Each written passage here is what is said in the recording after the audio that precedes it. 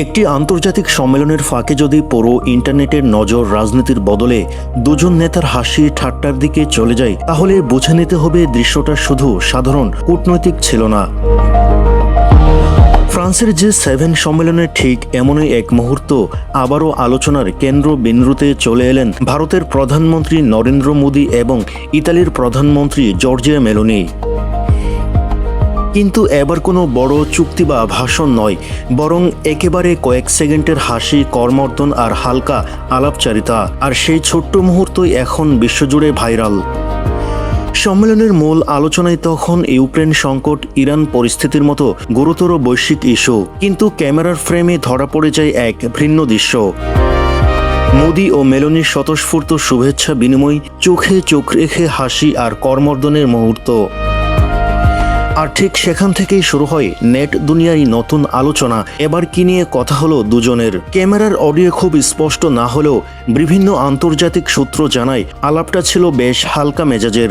জনপ্রিয়তা, সামাজিক যোগাযোগ মাধ্যমের উপস্থিতি, এই বিষয়গুলোই উঠে আসে কথোপকথনে। মোদি যখন নিজের সামাজিক যোগাযোগ মাধ্যমে ব্যাপক অনুসারীর কথা উল্লেখ করেন, তখন মেলোনি হেসে মজা করে বলেন, হ্যাঁ, আমরাই তো ইনস্টাগ্রামের সবচেয়ে বিখ্যাত জুটি। এই এক লাইনের মন্তব্যই যেন পুরো মুহূর্তে ছড়িয়ে পড়ে পুরো ইন্টারনেটে। কিন্তু নতুন কিছু নয়, মোদি ও মেলোনির এই কেমিস্ট্রি এখন বিশ্ব রাজনীতির এক পরিচিত আলোচ্য বিষয় হয়ে দাঁড়ায়। মাসখানেক আগেই ইতালি সফরে গিয়ে মেলোনিকে ভারতের জনপ্রিয় চকলেট পার্লে মেলোডি উপহার দেন মোদি। সেই উপহার নিয়েই হয় আরেকটি ভাইরাল মুহূর্ত।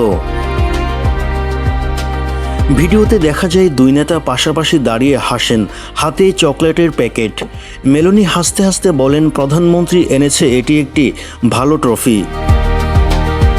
এরপর দুজন হেসে উঠে আর সেই হাসিটাই পরে ইন্টারনেটে ছড়িয়ে পড়ে লাখো শেয়ারে। 2023 সালে দ্বিপাক্ষিক বৈঠকের পর থেকে এই দুই নেতার সম্পর্ক নিয়ে নেটিজেনদের মধ্যে আলাদা আগ্রহ তৈরি হয়।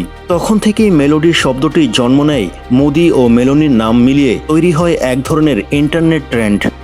এরপর থেকে প্রায় প্রতিটি আন্তর্জাতিক সম্মেলনে তাদের ছোট ছোট মুহূর্ত, হাসি, সেলফি, শুভেচ্ছা সবই হয়ে ওঠে ভাইরাল কন্টেন্ট।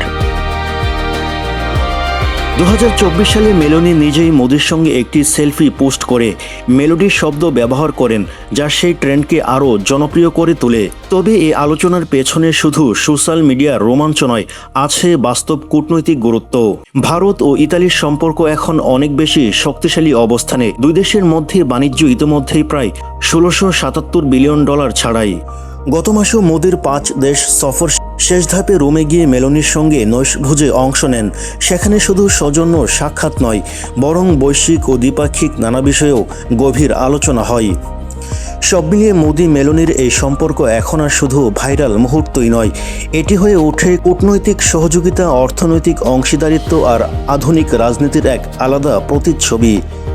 আর নেট দুনিয়ার চোখে ওটা এখন সেই আগের জায়গাতে আটকে, একটি হাসি, একটি করমর্দন আর মেলোডির নামের ভাইরাল কেমিস্ট্রি।